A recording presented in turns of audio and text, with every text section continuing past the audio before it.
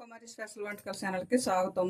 ఈరోజు అయితే మనం చేపలు ఫ్రై చేసుకుందామండి. మనం ఓన్లీ డైరెక్ట్గా నూనెలో వేపుకుండేలాగా ఉప్పు, కారం, పసుపు, అలాగే కొద్దిగా మైదా పిండి, 1 స్పూన్ మసాలా, మనకి 1 నిమ్మ చెక్క, నూనె అయితే మనం రెడీగా పొయ్యి మీద పెట్టేసుకున్నాం. ఇది సముద్రం చేప అనమాట. కానాగందలు మామూలుగా నూనెలో డైరెక్ట్గా వేపి తీసుకుంటానికి రెడీ చేసి పెట్టాను అనమాట. మీకు నూనె కూడా పెట్టేసాను. వేపే విధానం చూపిస్తాను చూడండి.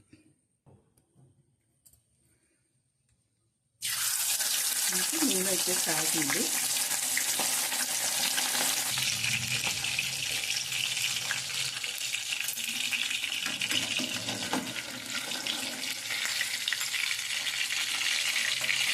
అంటే చక్కగా వేగుతుంది. చూసారా, కొద్దిగా మనం ఫ్రై అయినిద్దాం.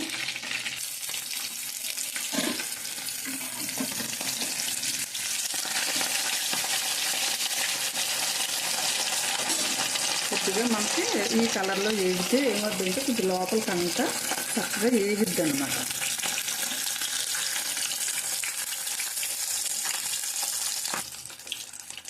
చేప అయితే వేగుతుంది.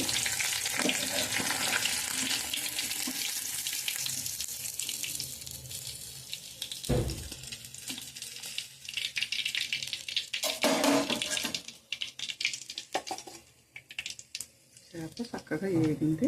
మళ్ళీ మనం ఒక చేపని కట్ చేసి 2 ముక్కల కింద కూడా వేద్దాం.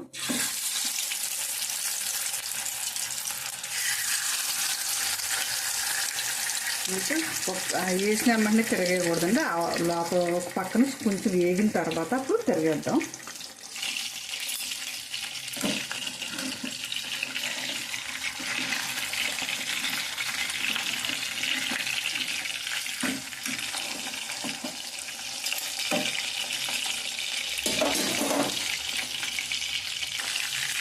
ఇంకొక పక్కన వేగింది, ఇంకో పక్క తిరగేసుకున్నాం.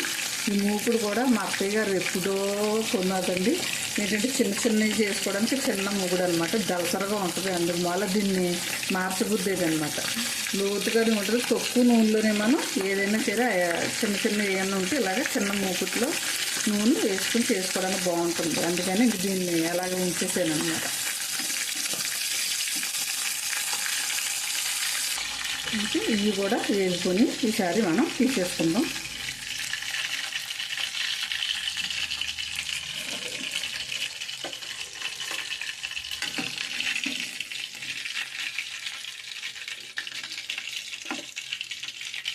ఈసారి గ్యాస్ పెట్టేసుకొని